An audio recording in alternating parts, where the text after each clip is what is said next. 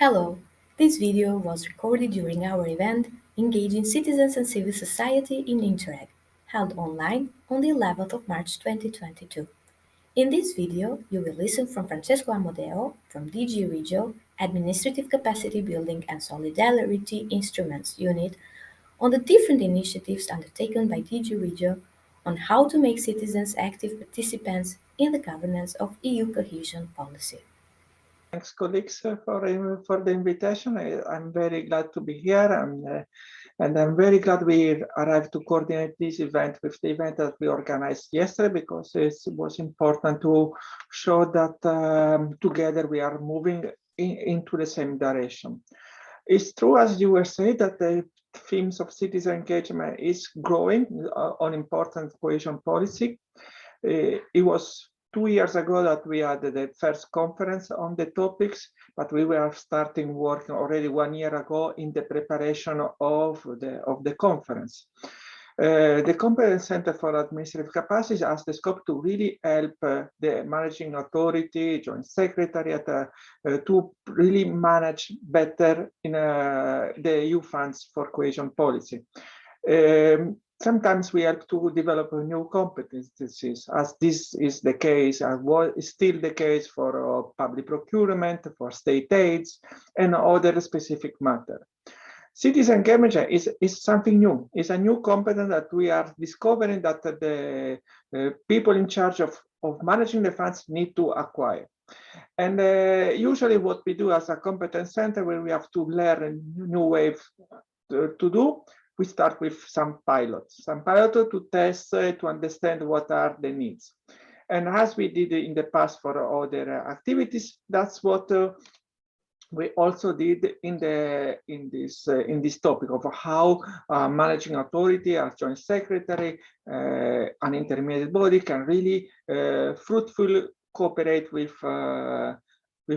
citizens. So I will start saying a few words about this. Then I want to say a few also words about the programming that is taking place in this moment and what we are planning for the future.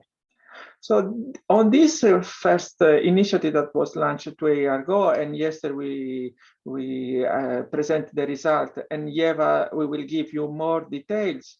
We really try to understand what's the preparation of today managing authority and joint secretary, all the actor program authorities about engaging. What are the knowledge and what are the expectations?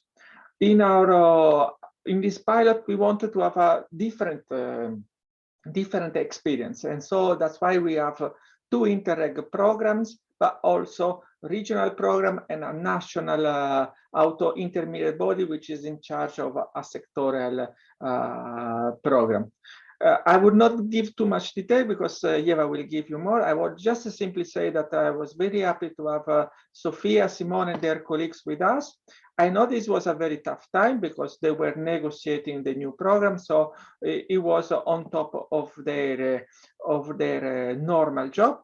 But at the same time, it was really spot on because it was the time that when the needs to connect with the citizens were more important. And there are lessons that still need to be applied in the future. In parallel, we also have a grant scheme dedicated to civil society organization. As if some of you were present yesterday, we briefly presented, we have more than 70 applications, and as Stefan said yesterday, many comes from the south of Europe, from Portugal to Bulgaria, and less from the north. This was for us was a pity because we would like us for the pilot more diversity. But I think we will learn quite a lot from this program. I would say that it was easier for those which are very small to connect with citizens because it's much easier to connect, much visible what are the results. But overall, all the projects that were implemented show that the civil society is able to provide new solutions which are different, either from getting together, identify citizens. As Stefan was saying, many young people were identified. Much more difficult was to identify what I would call ordinary citizen, particularly into a virtual world. It was much more difficult to get to the ordinary citizen, much easier through the school, the university to involve with citizen. But the objective was to involve all citizens in the program.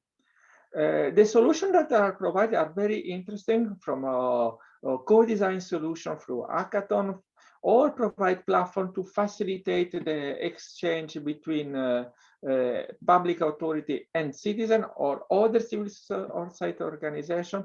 So there were a strong link between what was the core activity of the organization and the needs expressed by the citizens.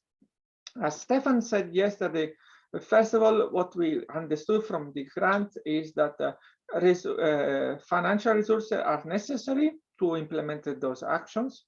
And as you see, these actions were not very expensive. It was maximum 25,000 euro.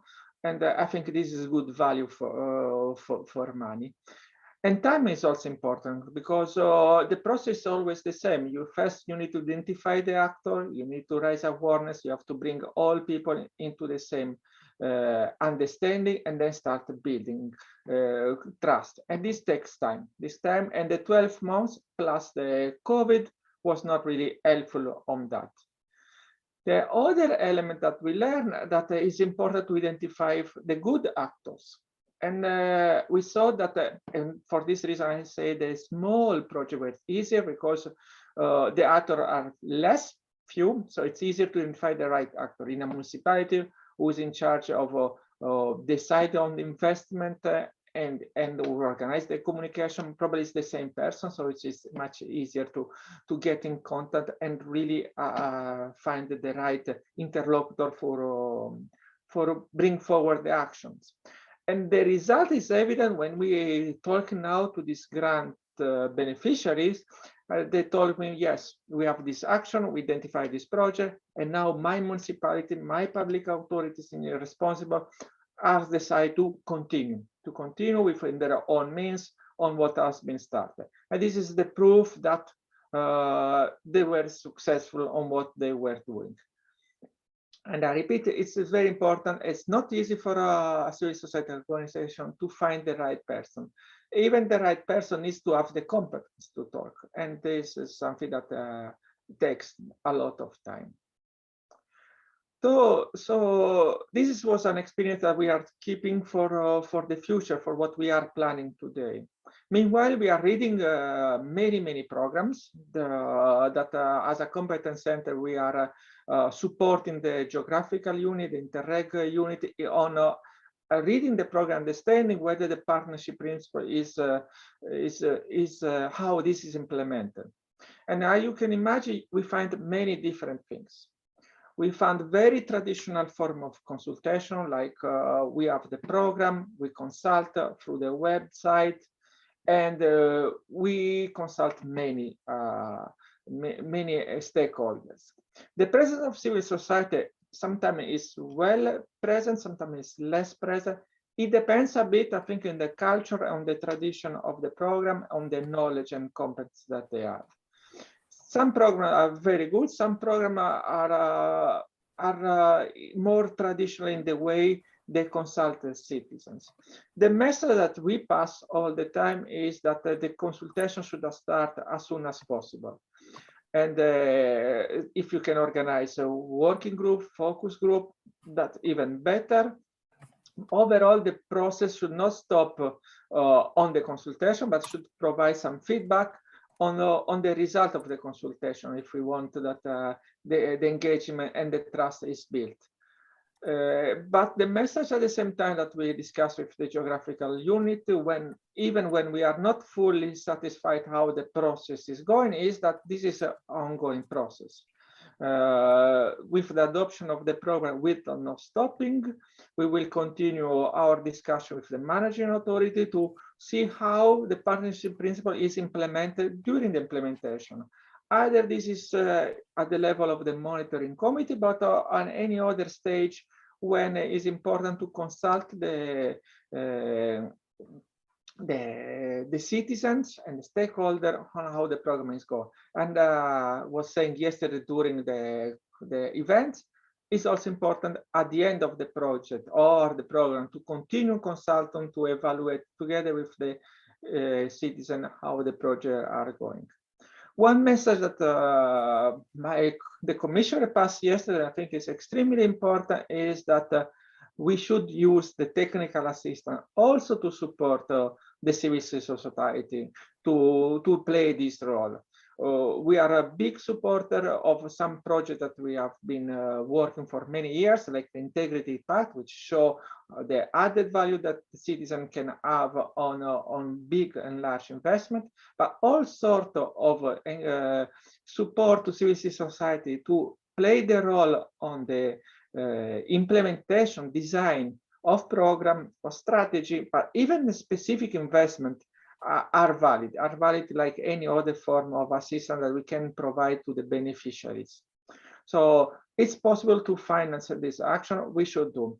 And as I was saying, in Interreg, you have simplified more than in program because you use flat rate. In many programs in national and regional program, they continue to use cost-based technical assistance, which is an administrative cost, whereas the flat rate would simplify. And the resources could be dedicated to engage with citizens, as the commissioner said yesterday. Indeed, when engaged to citizens is an additional administrative effort that an administration has to take, but we do believe that is really a long-term investment for the effectiveness and efficiency of our policy.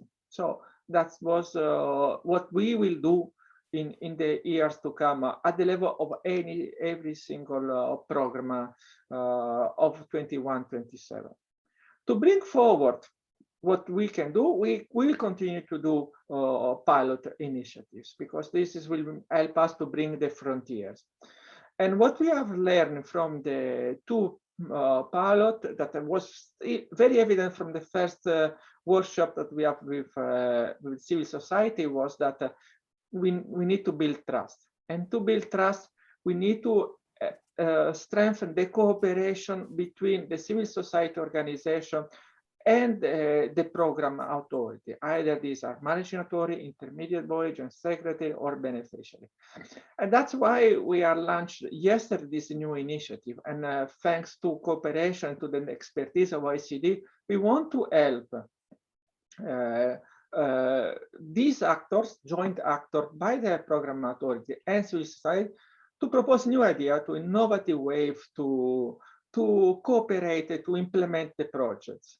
The call is open because we know that the experience that we need is necessary in all stages. So the call will stay open until the 30th of April. We will organize with Yevan and colleagues a webinar to present in detail the scope, how to apply, what kind of support we will offer. After my intervention, I will put the link so people can have more information about the call, but also about the webinar that we organize. And at the same time, I know that the Interact is really helping to exchange practices, but we have also other tools where we can build a synergy with Interact. And this is the REGIO peer-to-peer plus. So what we would like to do, and I hope that physical when we start soon, is that to facilitate the exchange. So I really invite a colleague from Interreg program to get in contact with Sophia and Simone, to have a bilateral exchange, to visit each other, to see how they do things. And this is what you can do through REGIO peer-to-peer. You can also have come and join discussion about how to finance, how to develop competence on the side of the managing authorities. And for this reason, the community of practitioners is launching at the same time, I think it's on the 22nd of March, a first event where all the program authorities can participate and discuss together what are the the experience that we need to develop. Again, I will put you some links to facilitate your registration. To conclude, what I would like to say is that I really like that in our action we are able to connect these two words of the cohesion policy. It's good that we can always have in our pilot project authorities which are in charge of national and regional program, but also of Interreg program, because this will enrich our knowledge and our experience about the how to engage with citizens. So I really would like to invite you to apply to our new call or to participate to the community of practitioners.